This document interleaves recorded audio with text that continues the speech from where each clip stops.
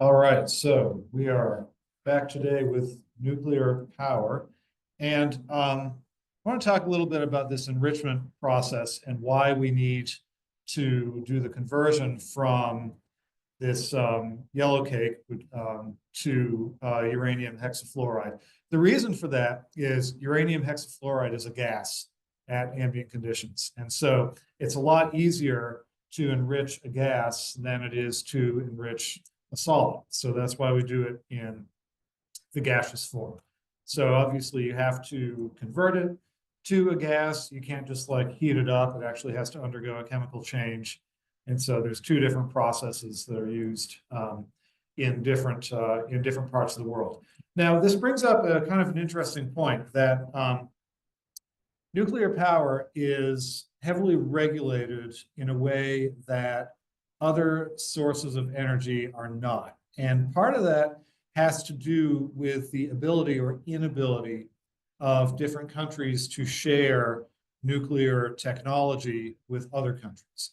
And a lot of this goes back to the Cold War era, where essentially the Soviet Union and Eastern Europe were developing their own set of technologies for nuclear power.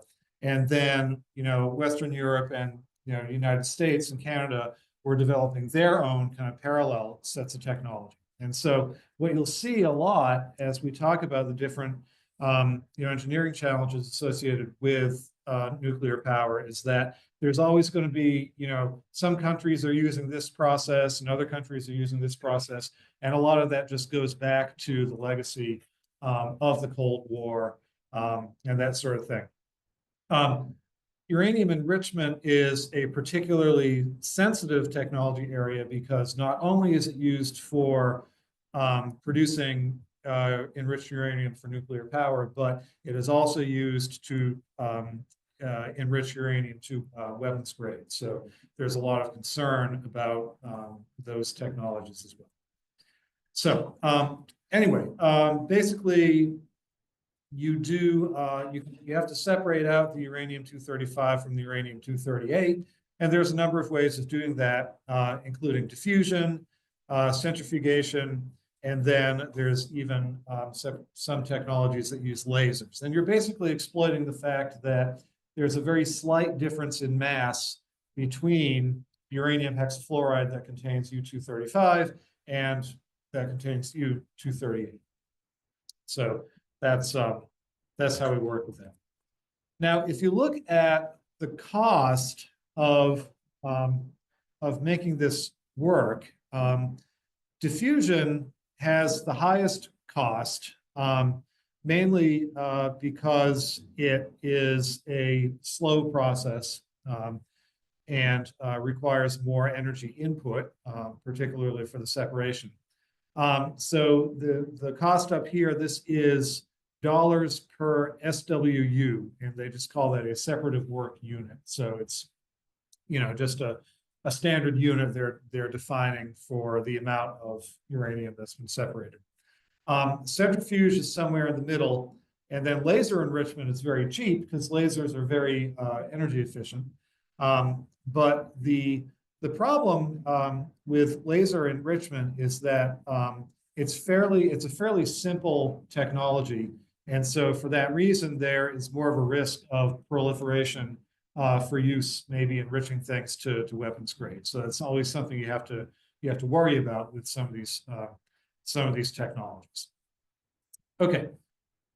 So once you've done your enrichment, you need to convert the gaseous uranium hexafluoride back to a solid that can be used in your reactor. And so there's basically a hydrolysis step where you reduce the uranium to UO2. And you can see that there's some fairly high temperatures involved here. And so this, again, is an energy input that you have to think about where that energy is going to come from. But yeah, basically, there's a couple of different ways of going about this. Okay, so I mentioned energy inputs. And you might wonder, okay, so the carbon footprint of the mining, the processing, and the enrichment here, what are the different carbon footprints associated with that? And so here's a good kind of accounting. This is a paper from last year where they're looking at all of the different parts of the enriched uranium supply chain. And you can see, you know, they've done a very detailed accounting here. And when you add it all up, this is kind of the end result. So there's a whole bunch of effects that they look at here. And there's, you know, from water use to the materials that you use for the mining and land use and all that good stuff. If we look down here at the bottom, so climate change aspect, and this is where they're measuring CO2 equivalent. So for 1 kilowatt hour of electricity, you are generating about 6.06 grams of CO2 equivalent.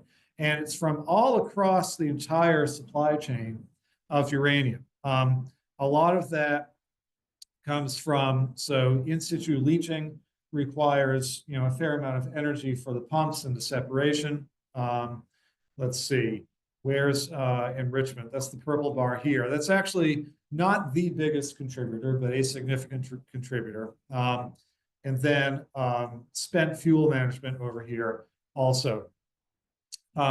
What's kind of interesting is construction is a fairly large carbon footprint for nuclear power. Does anybody have an idea why that is? The reason is because of the, oh, sorry, were you going to say, Isaac? Yes, it's the concrete. So they have to shield everything with very thick concrete. It just takes a lot of concrete to construct a power plant. And we know about cement manufacturing.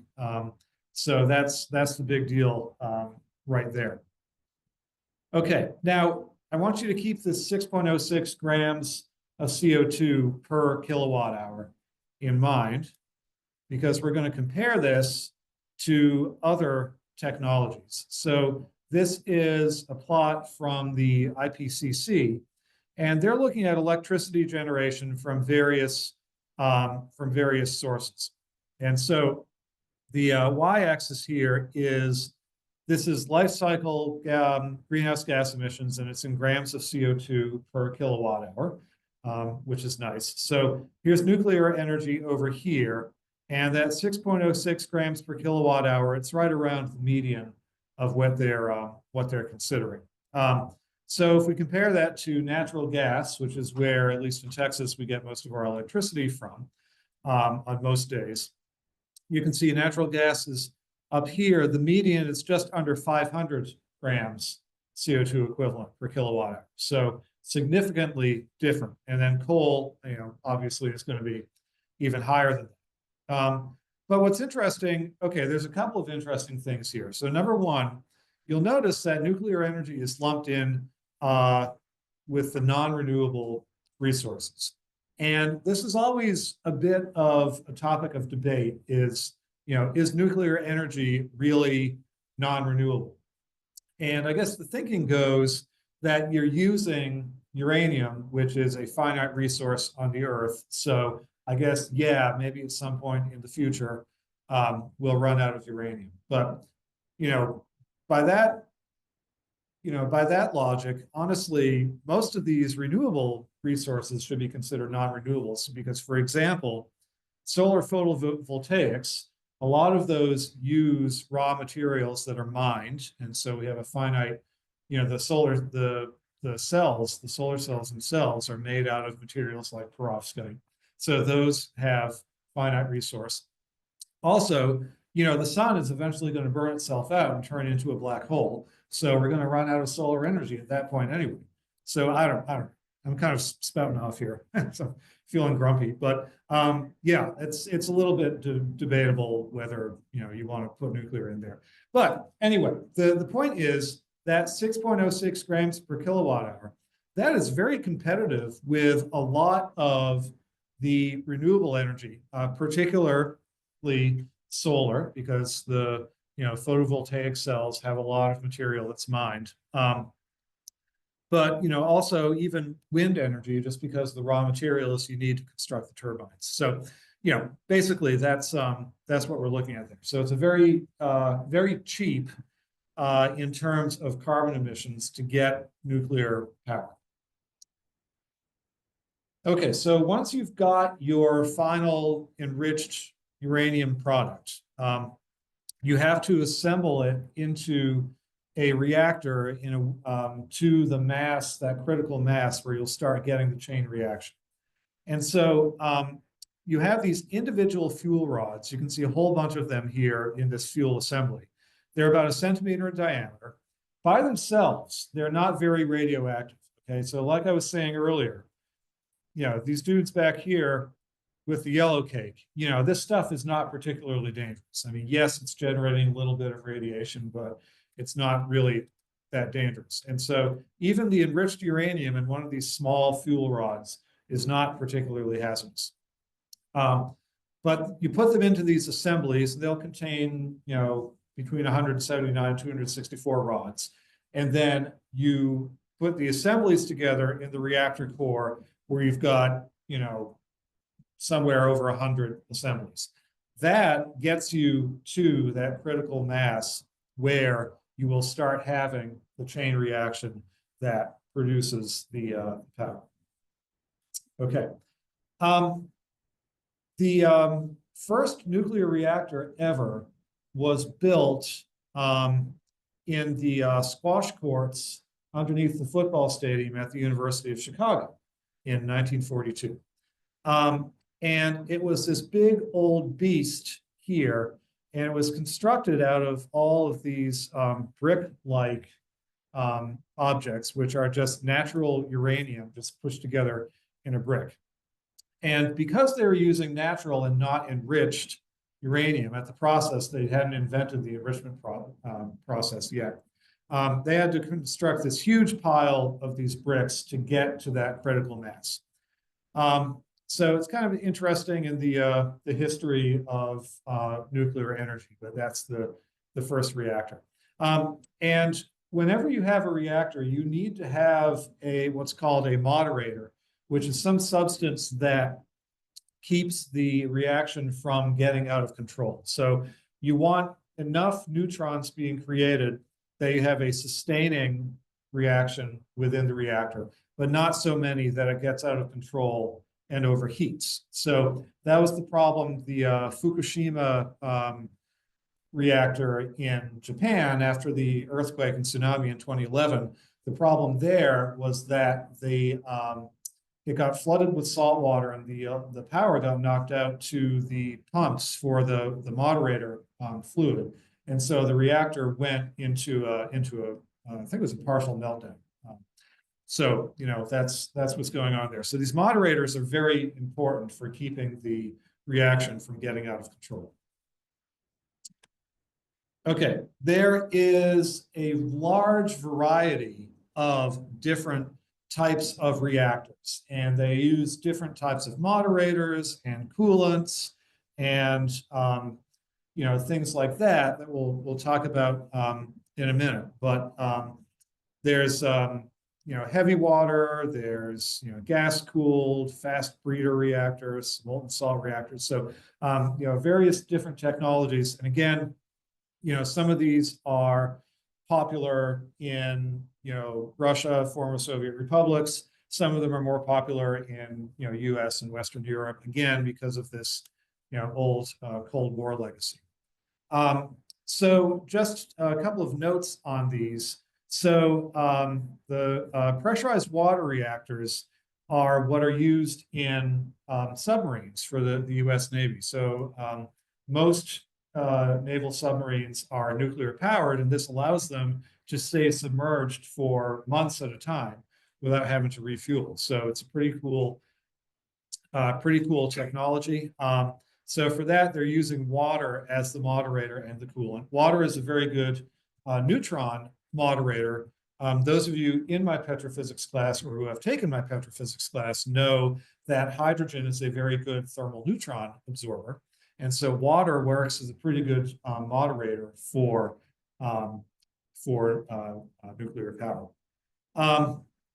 Let's see, there's a heavy water reactor. So this heavy water, it uses deuterium oxide, so D2O, instead of regular water. And that's a Canadian design. Let's see, the RBMK, which is the Reactor Bolshoi Moshnosti Kanalny, which is a Russian design. That was the one in Chernobyl that had the accident there. So that's kind of an interesting note. Here's a British design. The other one, a Chinese design. The other one that I want to point out is this liquid metal fast breeder reactor. So breeder reactors are things that are used not to generate electricity, but they actually smash other things together to make nuclear fuel. And so this, theoretically could be a way of getting around the finite resource of uranium that we have on Earth. I think there was a lot of enthusiasm for this, like back in the 1970s, but we don't see breeder reactors being talked about very much anymore, just because I think there's less of a concern about availability of uranium now that we've really developed these good in situ leaching technologies. It's pretty easy to get it out of the ground. Okay, let's see. As of the end of the year 2020, this is the distribution of different types of reactors around the world. Again, you can see that the pressurized water reactors are the dominant source, followed by the boiling water reactor, and then the heavy water reactors. So that's what we're.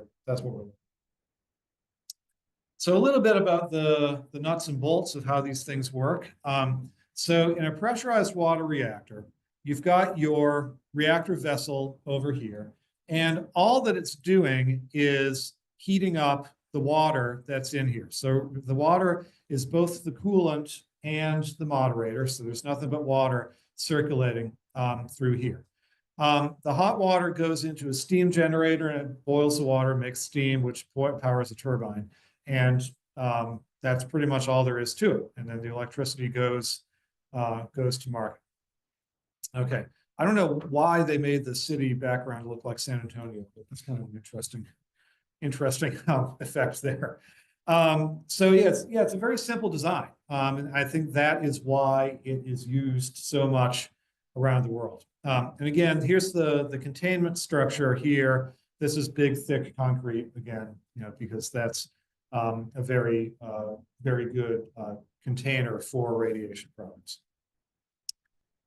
Okay, boiling water reactor, which is the second most widely used around the world, is a little bit different. It's so where the pressurized water reactor has a heat exchange here where it generates steam, the boiling water reactor actually uses the reactor itself to boil the water. So cold water comes in the bottom of the reactor chamber here. It gets boiled, and then the steam comes out the top here directly to the turbine. So it's a little bit of a different mechanism, but still, basically the same. Okay, and so you can see again, it's a very simple operation. The main problem with nuclear power is not that the power plants themselves are dangerous or anything like that, but you produce nuclear waste at the end of the day because you're generating all of these daughter products of the uranium fission reaction. So there's two types of nuclear waste that we talk about that are regulated. One is called low-level waste. And so this is stuff that is generated in hospitals for medical imaging, industry, that sort of thing. And it includes, stuff, rags and clothing. Fabrics are very good at retaining radioactive material just because a lot of the time it's kind of in the form of dust and stick to fabric. So that's what a lot of that is. we have 4 facilities in the United States regulated by the Nuclear Regulatory Commission that can take low-level radioactive waste. One is at Richland, Washington. So Richland, Washington is adjacent to the Hanford site, which was the site of some of the first enrichment operations during World War II as part of the Manhattan Project. It's in southeastern Washington. They still do a lot of nuclear energy research up there, both at Pacific Northwest National Labs and Idaho National Labs in Idaho Falls. Andrews, Texas, Permian Basin. There is a low-level nuclear waste disposal facility there. Clive, Utah, and then Barnesville, South Carolina. So that's existing facilities for dealing with low-level nuclear waste. Now, high-level waste is the stuff that comes out of nuclear reactors. So it's either spent fuel or separated waste from reprocessing the fuel. And it includes a lot of stuff, including plutonium, neptunium, various lanthanides. And the problem with these is that some of them have half-lives of millions of years. So you can't just dump this stuff somewhere and wait for the radiation to decay. That's not going to work. It takes a long time. So right now, we do not have any permanent long-term repositories for high-level nuclear waste. And depending on who you talk to, this is either a big problem or not really a problem.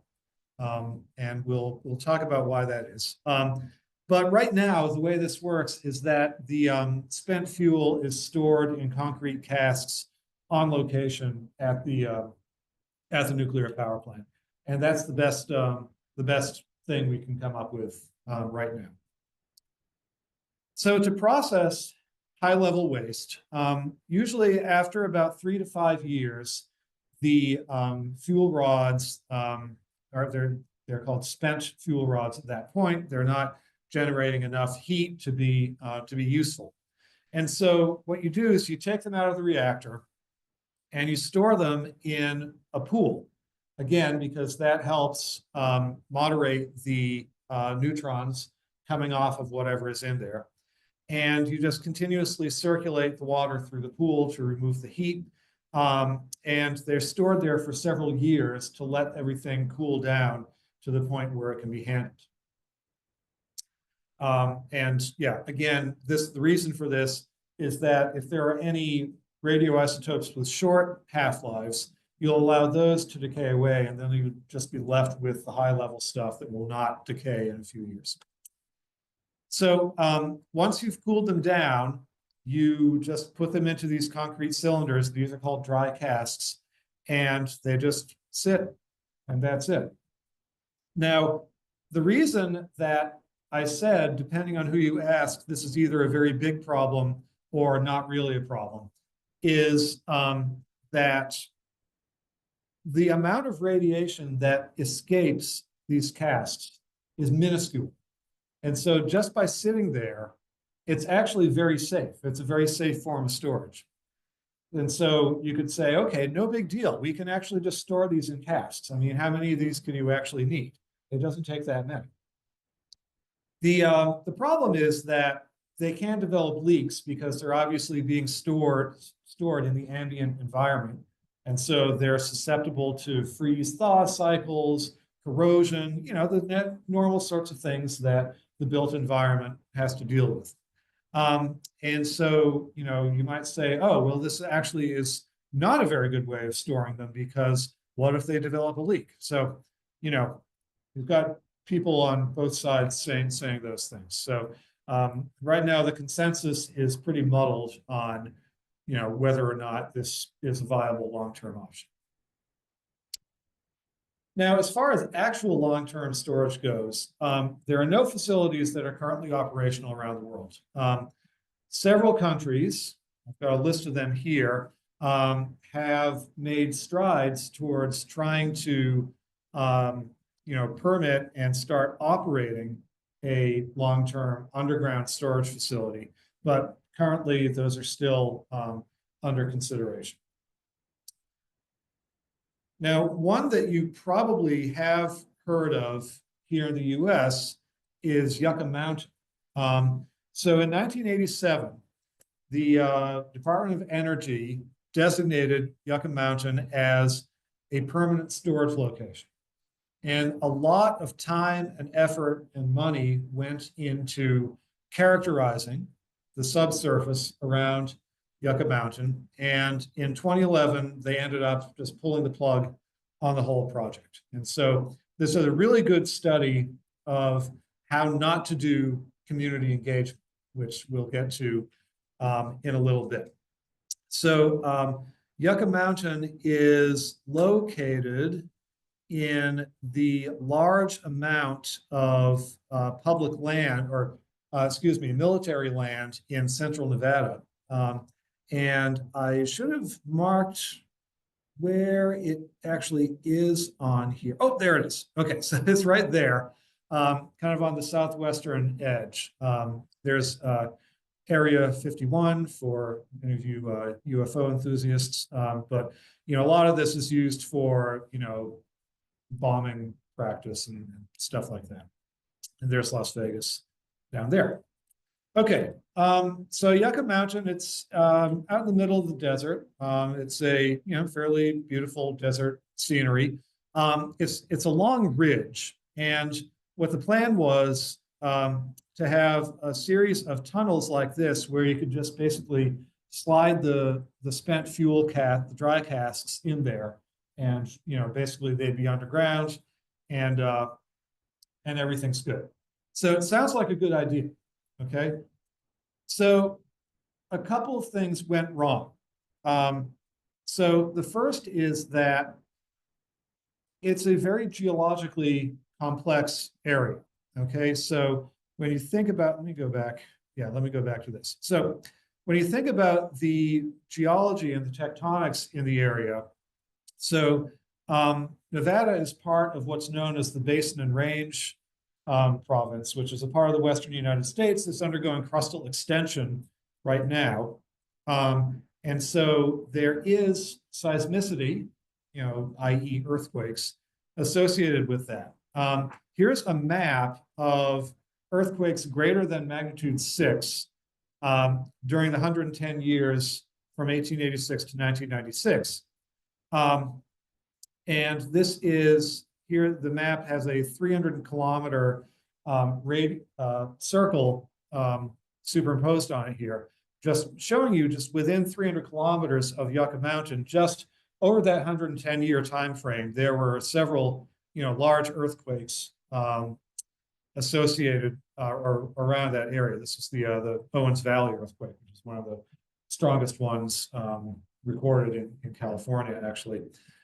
So, is this a problem for the safety of storage? Like, what if you have an earthquake and the tunnel collapses, right? The tunnel collapses and it crushes your cask and your spent fuel starts leaking out. So that's one problem. Another problem is that they tested the groundwater and they found that the groundwater was actually in oxidizing conditions. And the problem with this is that under oxidizing conditions, any remaining uranium oxide would be more soluble, and it would be able to dissolve and move around in the groundwater more easily. So those are some kind of scientific and geological reasons why it might not have been such a good idea to begin with.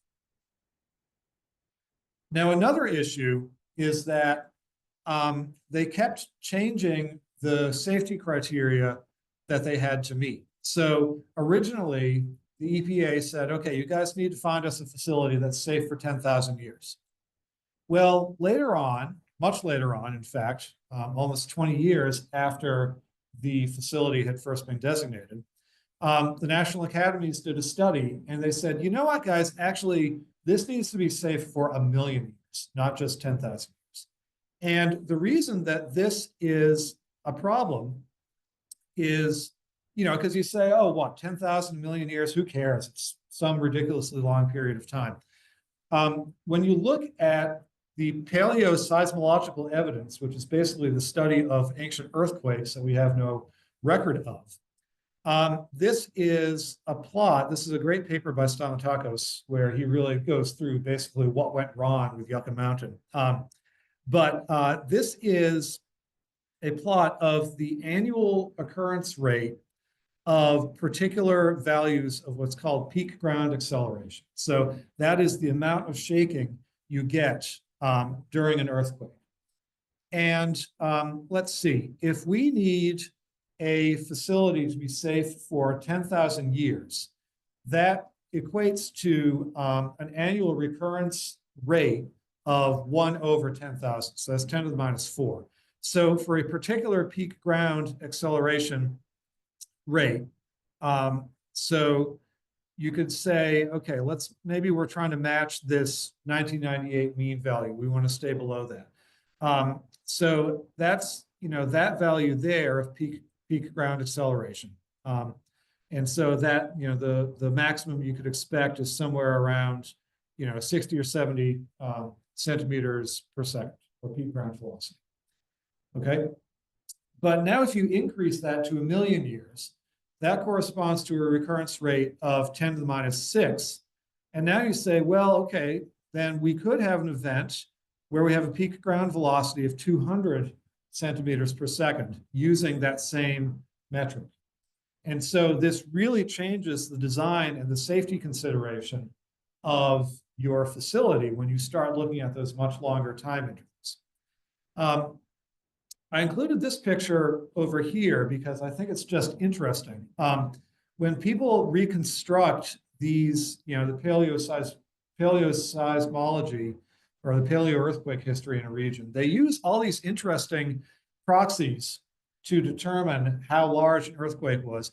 And one of them is these things that they call precariously balanced stones. Okay, so you look for these things and you say, okay, you can do,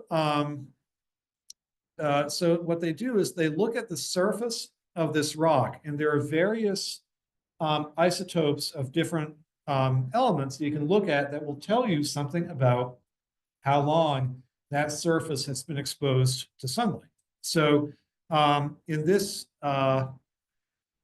case, yeah, they're using chlorine 36, but I know that they also use, we had a seminar when I was in grad school. A seminar speaker came and talked about this. I think it's helium-3, also, which is generated by cosmic rays. And so you can get an estimate of how long something's been exposed. But anyway, you can look at those ages and, you might come up with, something like 500,000 years or something like that. You say, okay, there's no way a person could have balanced that rock like that. It must have been knocked that way by an earthquake.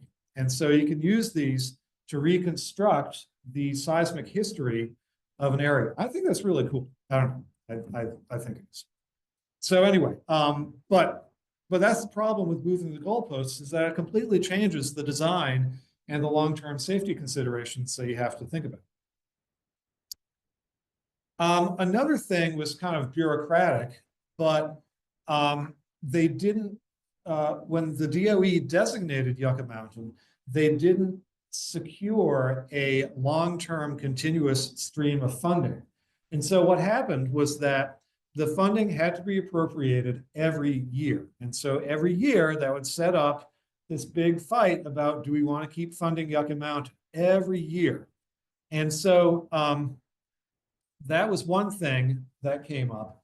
The other thing is that it was exceptionally poorly managed. $13.5 billion had been spent by 2009 just researching the facility. That is unfathomable. I wish somebody would give me $13.9 billion to research something. So it's crazy. And then the last little bit was that on top of that poor management, or maybe as a symptom of that poor management, there was very poor community engagement. The DOE basically railroaded the local community into, just accepting that this thing would be in their backyard. And so that set off a lot of very vocal opposition. And in fact, that the local politicians and actually the elected officials in Washington from the state of Nevada were actually instrumental in essentially ending the program in 2008 because their constituents were so angry about it. So now on the flip side, there are similar efforts in Finland and Sweden underway right now to try to develop long-term nuclear waste, high-level nuclear waste disposal. They have involved the local community from the get-go, and they're seeing much better results. So, like I was saying, this is, there's a lot of things that went wrong with Yucca Mountain, but one of the things is having poor community engagement. Whenever you're dealing with low carbon energy, and I know I've made this point before, but I'm going to say it again, you can't just assume that everybody is going to be on board just because you're decarbonizing, okay? There are many more concerns that people have that go beyond that, that we have to take seriously. So anything, you have to start with the community engagement from the start and keep it consistent throughout the lifespan of the project. Okay. I think that's a good place to end it for today. I hope you all have a very nice and restful break, regardless of what you do. Please take some time away from school-related stuff. I know that I will. And I will see you back here on the Wednesday after break.